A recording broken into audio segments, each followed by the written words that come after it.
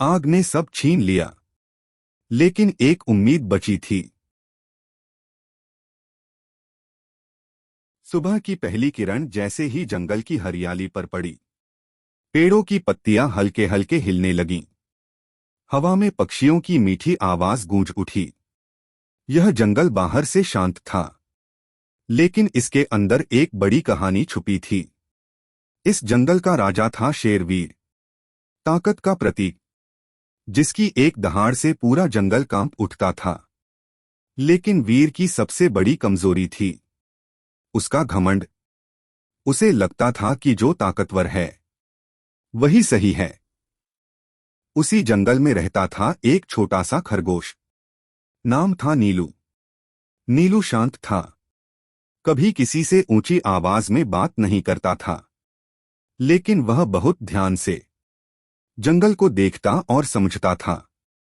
एक दिन नीलू नदी के किनारे पहुंचा, जहां हमेशा पानी बहता रहता था। लेकिन आज नदी की सतह नीचे जा चुकी थी, मिट्टी में दरारें पड़ चुकी थीं, और नीलू का दिल डर से भर गया। नीलू जानता था, अगर अभी कुछ नहीं किया गया तो आने वाले दिन बहुत मुश्किल होंगे। डर के बावजूद वह राजा शेर से मिलने चल पड़ा। नीलू ने सिर झुकाकर कहा, महाराज, नदी सूख रही है। अगर हम अभी इंतजाम नहीं करेंगे तो पूरा जंगल प्यासा रह जाएगा। शेर वीर जोर से हंसा। एक छोटा सा खरगोश मुझे जंगल चलाना सिखाएगा? जाओ, डर फैलाना बंद करो। नीलू चुपचाप लौट गया, लेकिन चिंता उसके चेहरे से साफ झलक रही थी। कुछ ही दिनों में नदी पूरी तरह सूख गई। जानवर प्यास से बेहाल हो गए। हाथी की सूंड ढीली पड़ गई, हिरण कमजोर हो गए, और अब शेर वीर भी थकने लगा था।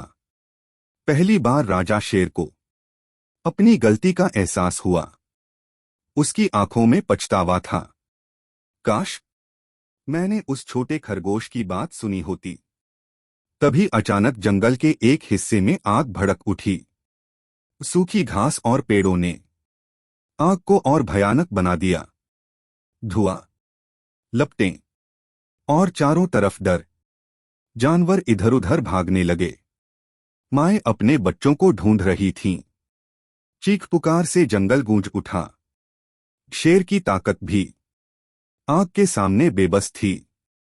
उसी अफरातफरी में नीलू एक चट्टान पर चढ़ गया। उसकी आवाज कांप रही थी, लेकिन शब्द मजबूत थे। वो सब मेरी बात सुनो, मेरे पीछे आओ। नीलू सबको एक छिपे हुए जलस्रोत तक ले आया। ठंडा पानी बह रहा था, और जानवरों की आंखों में नई जान लौट आई। पानी की वजह से आग वहीं रुक गई। लपटें बुझने लगीं, और जंगल ने राहत की सांस ली। शेर वीर धीरे धीरे नीलू के पास आया।